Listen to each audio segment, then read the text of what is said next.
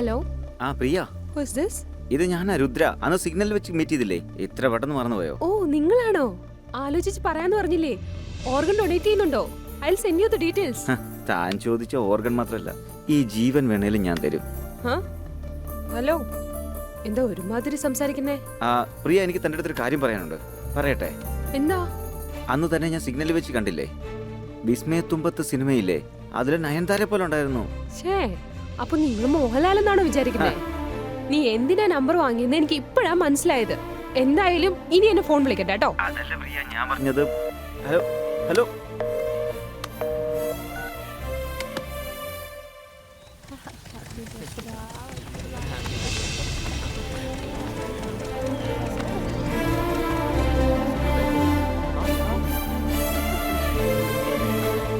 ഒരു മിനിറ്റ്, ഇപ്പൊ വരാം. ഹലോ പ്രിയ, ഹായ്. നീ എന്തിനാ എന്നെ ഫോളോ ചെയ്തോണ്ടിരിക്കുന്നേ? ഹലോ, അത് ഞാനാ ചോദിക്കേണ്ടത്. നീ എന്തിനാ എന്നെ ഫോളോ ചെയ്യുന്നത്? അതൊന്നുമല്ല പ്രിയ, ഞാൻ തന്നെ ഫോളോ ചെയ്തില്ല, താൻ എന്നെയും ഫോളോ ചെയ്തിട്ടില്ല. എല്ലാം പ്രകൃതി തീരുമാനിക്കുന്നു. അതാണ് നമ്മളെ ഇവിടം വരെ കൊണ്ടെത്തിച്ചിരിക്കുന്നത്. അറിയോ, നമ്മുടെ രണ്ടുപേരുടെ കാര്യം ഒരുപാട് മാച്ച് ആവുന്നതല്ലേ പ്രിയ? ശരി ശരി, എന്നാ ഇവിടെ ചെറുതായിട്ടൊന്ന് ഹഗ് ചെയ്തിട്ട് നമുക്ക് വിഷ് ചെയ്യാം. Happy this. Just friendly hug ആടോ. നോ.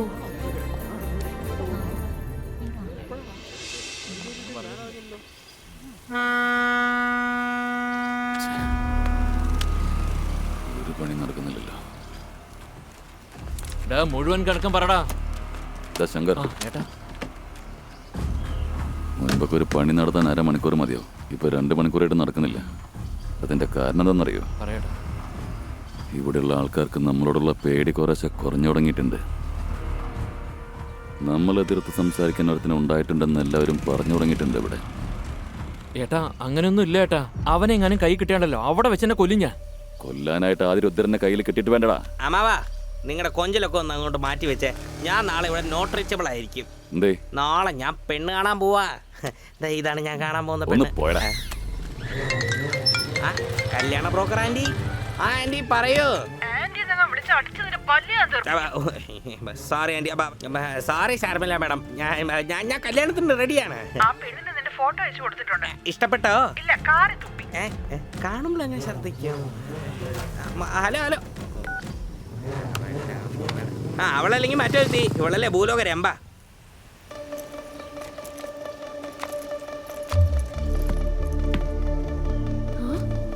നീയോ? ഹായ് പ്രിയ, എന്താ ഇവിടെ? എന്റെ അനിയന് ക്രിക്കറ്റ് കളിക്കണമെന്ന് പറഞ്ഞു ഒരേ ബഹളം. അതിന് ട്രെയിനിങ് കൊടുക്കാന്ന് പറഞ്ഞു കൊണ്ടുവന്നതാ. പക്ഷെ നിങ്ങൾ ഇവിടെ കാണുമെന്ന് ഞാൻ എക്സ്പെക്ട് ചെയ്തില്ല. ഞാൻ അന്നേ പറഞ്ഞില്ലേ, എല്ലാം പ്രകൃതിയുടെ ഒരു ഇത്. താനാണിതൊന്നും വിശ്വസിക്കാത്തത്. അങ്ങനെയാണോ? അപ്പൊ ചേട്ടനാണോ എന്റെ കോച്ച്? ചേട്ടാന്ന് വിളിക്കാതടാ. ഇപ്പൊ വേണേ രുദ്രാന്ന് വിളിച്ചോ. അത് കഴിഞ്ഞിട്ട് നമുക്ക് നമ്മുടെ ബന്ധത്തിനനുസരിച്ച് വിളി മാറ്റാം. അങ്ങനെയല്ലേ പ്രിയ? ആവശ്യമില്ല, സംസാരിക്കണ്ട. Okay darling. ഇതാ വേണ്ടെന്ന് പറയുന്നേ. Oh okay okay dear, okay. അയ്യോ, ഇവനൊരു കറക്റ്റ് ആയിട്ടുള്ള കോച്ചേ അല്ല. പക്ഷെ താനാണ് എനിക്ക് കറക്റ്റ്. എന്താടാ കറക്റ്റ്? ഞാൻ എന്താ പറഞ്ഞെന്ന് വെച്ചാൽ ഫ്രണ്ട്ഷിപ്പിന് താൻ കറക്റ്റ് ആയാളെന്നാണ് പറഞ്ഞത്. നമുക്ക് രണ്ടും ഫ്രണ്ട്സ് ആയിക്കൂടെ? അത്രയും സീനൊന്നും വേണ്ട. വാ, അടിച്ചിട്ട് നിന്റെ ജോലി നോക്ക്. ചിന്തു, നീ പോയി പ്രാക്ടീസ് ചെയ്തിട്ട് വാ, ഞാൻ അവിടെ ഇരിക്കാം. ഓഹോ, വാടാ, വാ വാ പോയി പ്രാക്ടീസ് ചെയ്യാം. ഇത് ഫ്രണ്ട് ഫുട്ട് മുമ്പോട്ട് വെക്ക്, ഇത് ബാക്ക് ഫുട്ട് ഇങ്ങോട്ട്. ബോൾ ഇങ്ങനെ വരുമ്പോൾ ഡിഫൻസ് ചെയ്യണം. പറഞ്ഞത് മനസ്സിലായോ? ഓക്കെ. ഒരു പ്രാവശ്യം കാണിക്ക്.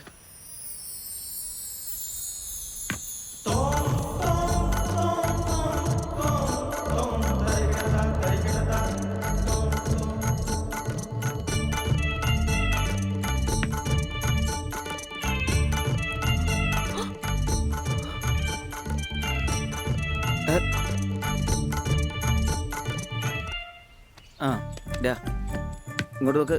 ഷോട്ട് ഇങ്ങനെ അടിക്കണം. എങ്ങോട്ടാ? ഞാനൊന്ന് വെളിയിൽ പോവാ. കണ്ണാ, എന്താ? ഞാൻ പറയുന്ന കാര്യം ശ്രദ്ധിച്ചു കേൾക്കണം. ആ രുദ്രന്റെ അടുത്ത ലക്ഷ്യം നീയാണെന്നാ എനിക്ക് തോന്നുന്നത്.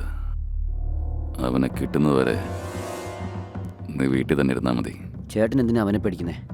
അവനെങ്ങാനും എന്റെ കൈ കിട്ടി അവന്റെ ശവം ഞാൻ നിങ്ങളുടെ മുമ്പിൽ കൊണ്ടുവന്നിടും. നീ വിചാരിക്കുന്ന പോലെ നിസ്സാരമല്ല അത്. അവൻ പറഞ്ഞ പോലെ കാര്യങ്ങൾ ചെയ്തുകൊണ്ടിരിക്കുന്നുണ്ട്.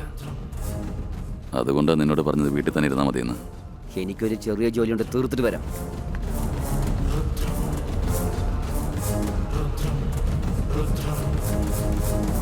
ഞങ്ങളുടെ കാശ് കൃത്യസമയത്തിന് വന്നിരിക്കണം, അല്ലെങ്കിൽ ഇവിടെ വെറുതെ ജീവനോടെ ഉണ്ടാവില്ല.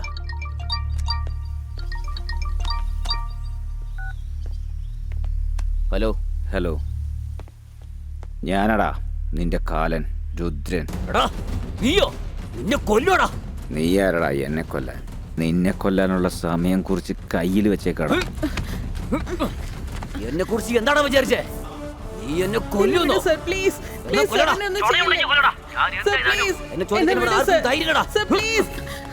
വാടാ, നേരിട്ട് വാടാ. അതും കാണാടാ. ആ പിന്നെ വേറൊരു കാര്യം പറയാൻ മറന്നുപോയി.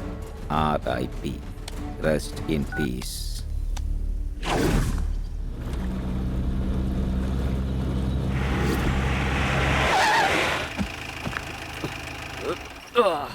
എടാ ആ പെട്ടിതാ.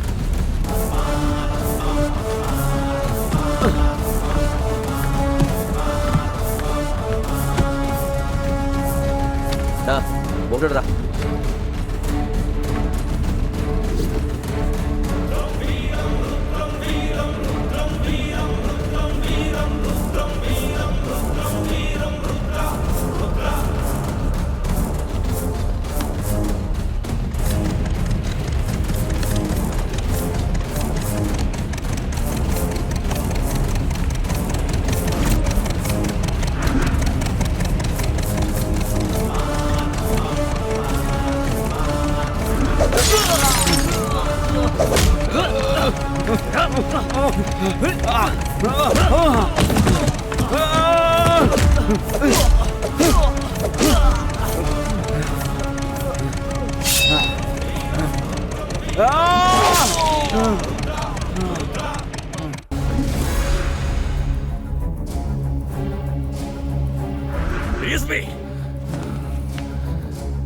ഞാൻ വിചാരിച്ചൊരു മിനിറ്റ് മതി നഗരമില്ലാതാക്കാൻ.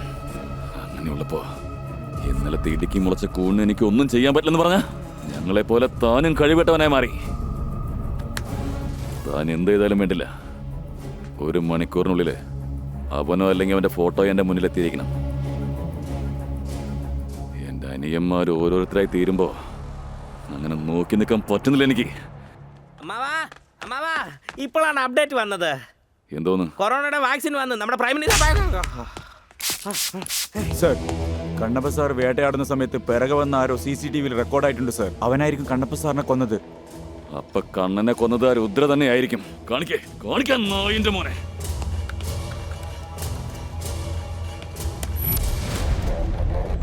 ഇവനാണ് സർ.